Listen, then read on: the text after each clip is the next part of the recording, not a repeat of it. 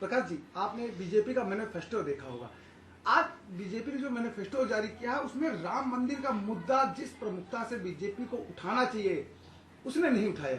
उसने कहा कि हम संविधान के दायरे में रहते हुए राम मंदिर को बनाने के लिए प्रयास करेंगे। मुझे लगता है, पहले तो मैं भारतीय जनता पार्टी को इस बात के लिए बधाई देता हूं कि विश्व के करोड़ों करोड़ हिंदुओं के आराध्य भगवान श्री राम के मंदिर के निर्माण के संबंध में उसने अपनी संकल्पबद्धता मैनिफेस्टो के माध्यम से जाहिर की है।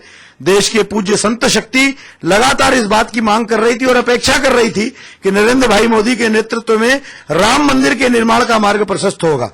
साथ ही साथ धारा 370, समान नागरिक संहिता जैसे अन्य सांस्कृतिक विरासतों के मुद्दे, गाय से संबंधित मुद्दे, गंगा से संबंधित मुद्दे, राम सेतु से संबंधित मुद्दों पर संवैधानिक दायरों के अंतर्गत रहकर वह सब प्रकार के प्रयत्न करेगी। यह जो घोषणा उसने की है इसका विश्व हिंदू परिषद की ओर से मैं स्वागत करता हूं। जहां तक आपने बात प्रमुखता से की और नहीं की, तो आखिर क्या गलत इसमें कहा है?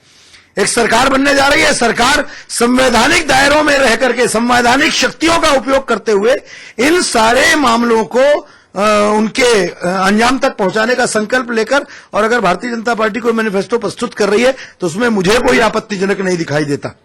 इन मुद्दों के साथ साथ, सांस्कृतिक विरासत के इन मुद्दों के साथ साथ देश में भय, भूख और भ्रष्टाचार उसको भी समाप्त करने का संकल्प भारतीय जनता पार्टी ने जाहिर किया। ये स्वागत योग्य और सबको इसका स्वागत करना चाहिए। जिस तरह से बीजेपी लगातार और विश्व हिंदू परिषद लगातार राम मंदिर का मुद्दा लोगों के बीच में रखती रही है, और जिस तरह से इससे पहले राम मंदिर के मुद्दे के ऊपर ही लोग कई चुनाव लड़े गए, बीजेपी और ने लड़ा है, लेकिन इस बार कहीं ऐसा नहीं लगता है कि बीजेपी अपने मैनिफेस्टो या चुनाव में राम मंदिर का मुद्दा अहम मान रही है? नहीं, मुझे आप ये बताइए कि आप कैसे मानेंगे कि बीजेपी राम मंदिर के मुद्दे को नहीं मान रही?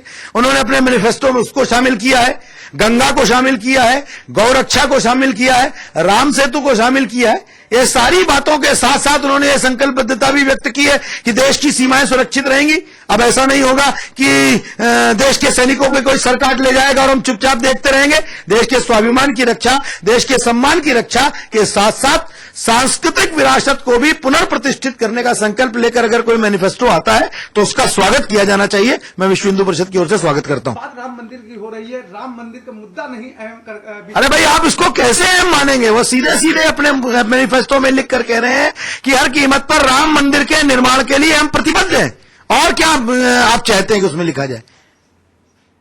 उन्होंने लिखा है उस पर विश्वास करके, और भारतीय जनता पार्टी से, हिंदू समाज की ओर से, देश के संतों की ओर के, विश्व के करोड़ों करोड़ हिंदू समाज की ओर से हम यह अपेक्षा करेंगे कि इस मैनिफेस्टो में दिए गए अपने वचन को वह सरकार बनने के बाद संसद में कानून बनाकर निश्चित रूप से पूरा करने का काम करेगी। यानी कि हिंदू परिषद मानती है कि कहीं ना कहीं बीजेपी राम मंदिर का निर्माण कराएगी? अरे भाई, मानती है, जो लिख रहा है वो तो कराएगा ना। और भी तो मैनिफेस्टो जारी हुए हैं। कोई बाबरी मस्जिद की बात कर रहा है, कोई और संतुष्टि की बात कर रहा है, सजा दिलवाने की बात कर रहा है। कम से कम देश में एक ऐसा दल है जिसने सीना ठोक कर यह कहा तो कि राम मंदिर के निर्माण के लिए हम प्रतिबद्ध हैं।